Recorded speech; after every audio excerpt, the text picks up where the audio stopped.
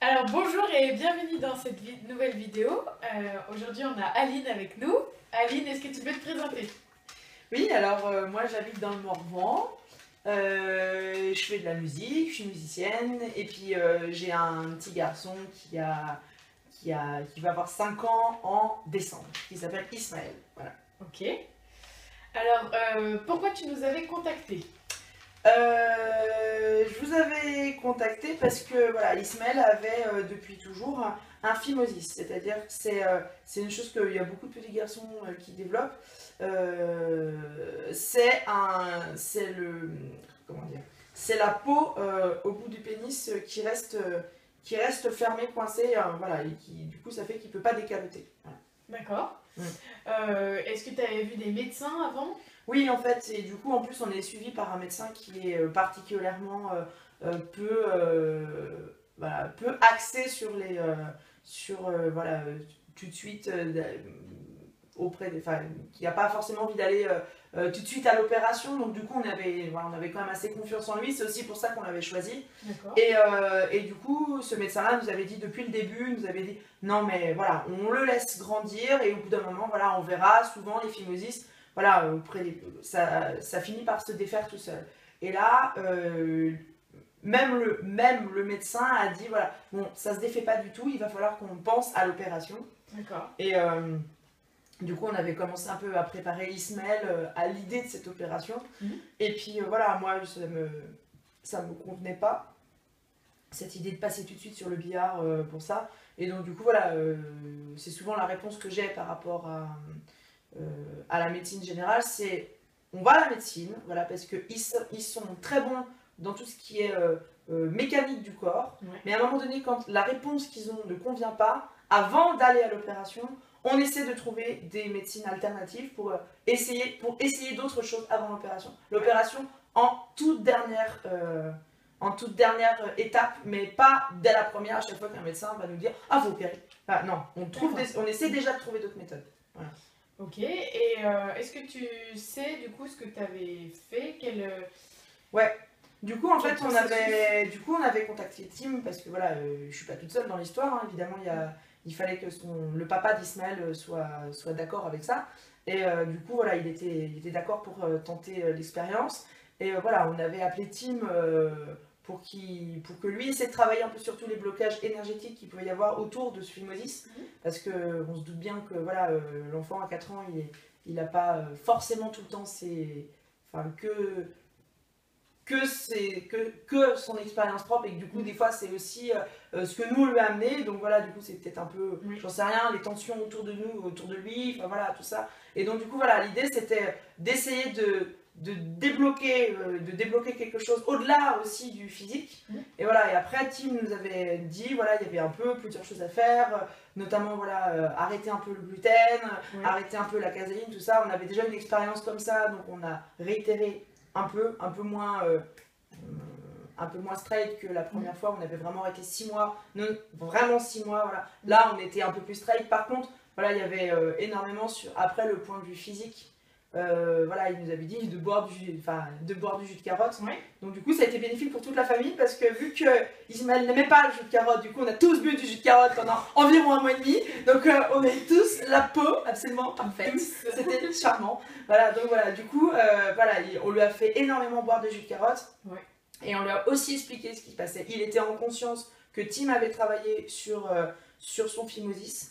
Et voilà, et on lui disait voilà, il faut que tu boives du jus de carotte pour justement, voilà, pour physiquement aussi. Il y avait le blocage énergétique, Tim avait réussi, voilà, avait vraiment tout de suite travaillé dessus. Donc c'était parti. Par contre, il y avait le côté physique où il fallait quand même assouplir un peu la peau, un peu tout ça, voilà. Et donc du coup voilà, notamment voilà, autour du jus de carotte. Donc voilà, du coup on a fait essentiellement ça, voilà.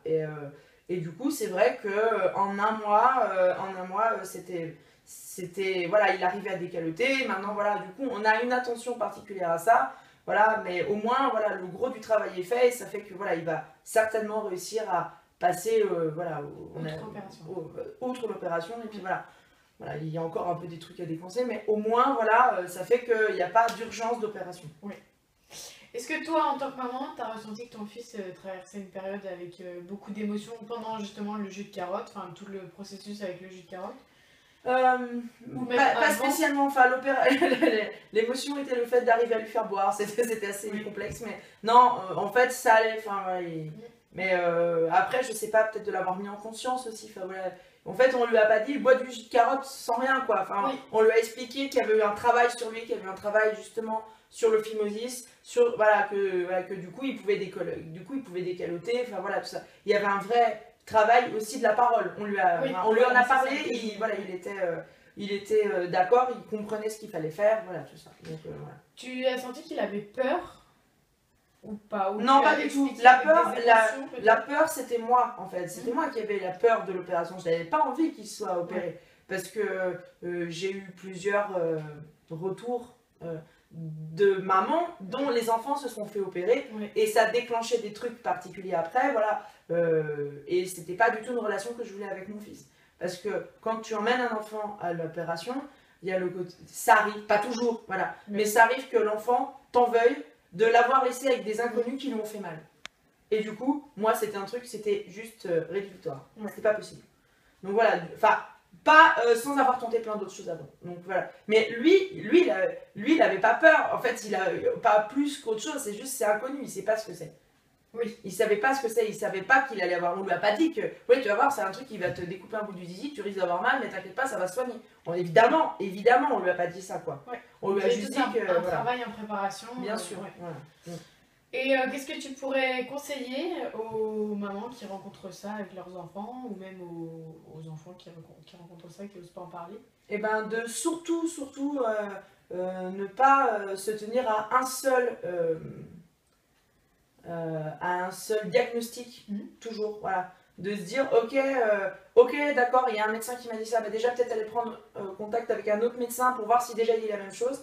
Et puis après, voilà, s'ils disent la même chose, de dire, ok, on baisse pas les bras, on n'est pas obligé de passer tout de suite par l'opération, on essaie de trouver des systèmes alternatifs, et si ça marche pas, ça arrive, voilà, ça arrive que ça marche pas. Et là, on passe par l'opération, mais on a déjà la conscience d'avoir essayé de faire autre chose, quoi, et de pas passer par l'étape bistouri, quoi, parce que chez un enfant, et même chez un adulte, en fait, évidemment, voilà, c'est de toute façon, c'est traumatisant, plus ou moins, mais voilà, de toute façon, il y a un travail après à faire avec le traumatisme, ça arrive, il y a plein de choses auxquelles on est confronté, on est obligé de passer par la médecine, et tant mieux, heureusement qu'elle est là et qu'elle existe, parce que sinon, voilà, mais par contre, voilà, s'il y a moyen de faire autrement, on essaie de trouver le moyen de faire autrement parce que c'est beaucoup moins traumatisant pour un enfant, même s'il n'aime pas le jus de carotte, c'est beaucoup moins traumatisant pour un enfant de boire du carotte que de le récupérer après une opération, c'est clair, voilà, ça n'a rien à voir. Niveau émotionnel, ça n'a rien à voir, quoi.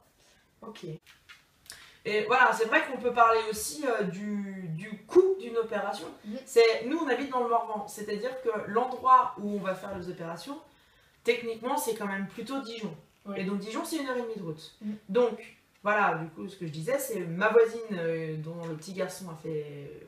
Voilà, il a fallu qu'elle me racontait au quotidien, elle me disait, voilà, là, il va falloir qu'on aille faire un aller-retour pour l'anesthésiste. Et puis un deuxième aller-retour pour rencontrer un médecin. Enfin, je ne sais plus dans quelle ordre c'était. Plus l'opération, voilà, plus certainement un aller-retour de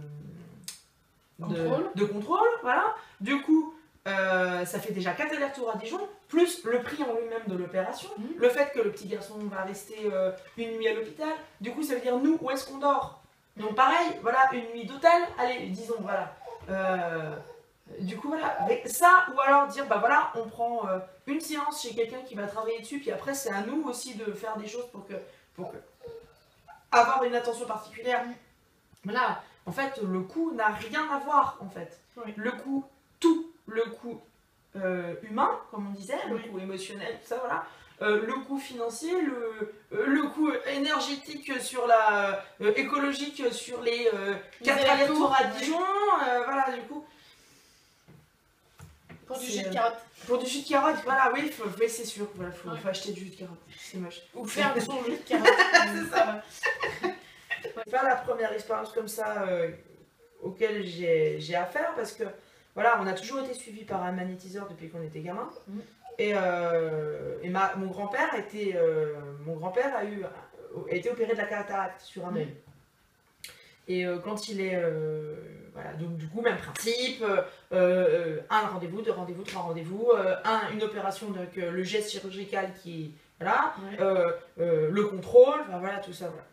Et il retourne voir le magnétiseur après, puis le magnétiseur il dit mais moi la cataracte je peux la faire éclater en fait, il n'y a pas besoin d'aller... Voilà.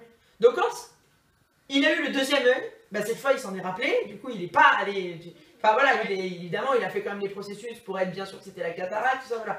Mais par contre après il est allé voir le magnétiseur qui nous suit et le gars il lui a fait exploser, sa cataracte quoi. Et puis voilà, c'est parti en plein de petits bouts en 2 jours et puis... Voilà. Et puis il n'avait pas eu besoin d'avoir une opération, pas besoin d'avoir une anesthésie, pas besoin d'être... voilà. Et voilà, ça veut dire que des fois c'est possible. C'est pas toujours possible, voilà, mais des fois c'est possible. Et tu trouves qu'il y a un investissement personnel à mettre plus que dans un investissement quand on va chez le médecin Bah oui, parce que l'investissement, il est tout vu. L'investissement, c'est soit tu te dis... je vais voir quelqu'un. Déjà, l'investissement, c'est toi qui prends la décision d'aller voir quelqu'un qui fait de l'alternatif, déjà. C'est le premier investissement. Deuxième investissement, des fois, il faut chercher la personne qui peut faire de l'alternative. Oui. Déjà. Après, tu as le fait d'y aller, il faut y croire. Si tu n'y crois pas, ça ne sert à rien, rien ne marche. Mais même la médecine générale, si tu n'y crois pas, ça ne marche pas. Et du coup, alors que tu arrives chez le médecin, tu te dis... c'est lui qui sait, puis du coup tu te laisses faire aussi. Oui. Alors que des fois, en plus Tim il fait ça, Tim il te dit bien, c'est des conneries tout ça, c'est toi qui te soignes aussi. Enfin voilà, moi je t'aide, mais c'est toi qui te soignes, c'est toi qui dois faire des trucs. C'est pour ça qu'on arrête le gluten, c'est pour ça qu'on arrête la caséine, c'est pour ça qu'on arrête plein de choses, c'est pour ça qu'on se met à faire d'autres choses. Et du coup il me disait, ouais, fais de la méditation, tout ça. Voilà. Et du coup voilà, j'ai pas trop fait, parce qu'on peut. Voilà. Et voilà, du coup, et du coup tu as un investissement de ta part. Par exemple, le fait de dire, pendant 1 mois et demi, 3 fois par jour, j'ai dû négocier avec mon gamin pour qu'il boive son putain de jus de carotte. Voilà, c'est un investissement aussi que t'as pas forcément quand on dit vous inquiétez pas, un coup de bistouri, on n'en parle plus. Oui. Non, et c'est pas grave, moi je suis désolée. Un coup de bistouri, c'est grave. Ça veut dire que voilà. Bah oui, c'est une entrée dans le corps quand même. C'est ça, c'est quand même particulier. Après, parfois c'est. Mais qui est utile. Évidemment, évidemment. Et heureusement qu'il y a le bistouri, bah oui, heureusement que ça existe quoi. Mais voilà, mais quand on peut s'en passer, c'est quand même mieux quoi. Surtout quand on parle d'enfants quoi. Enfin, même les adultes, mais quand on parle d'enfants, parce qu'après voilà, les traumatismes chez les enfants. Voilà, moi j'ai vraiment une copine, son fils il lui a fait payer quoi. Il lui a fait payer jusqu'à un moment donné, plusieurs mois après, il a réussi en étant très en colère. Son fils il a 5 ans quoi, il avait 5 ans à l'époque, à lui dire mais maman, mais tu m'as abandonné quoi, tu m'as abandonné, ils m'ont fait mal aux zizi quoi. Oui. Voilà, donc du coup, elle s'est pris dans la tronche. Voilà, alors que moi je veux dire, il va me dire putain mais maman tu m'as fait chier, j'étais obligée de boire du jus de carotte quoi. Voilà, je pense que ça va aller quoi, niveau traumatisme. Moi, ça en met quoi. Ouais, c'est ça. Donc voilà, niveau investissement, je pense que on est obligé de s'investir. Bah, merci pour ce petit témoignage. Ouais. Et puis on se retrouve dans une prochaine vidéo. Bye.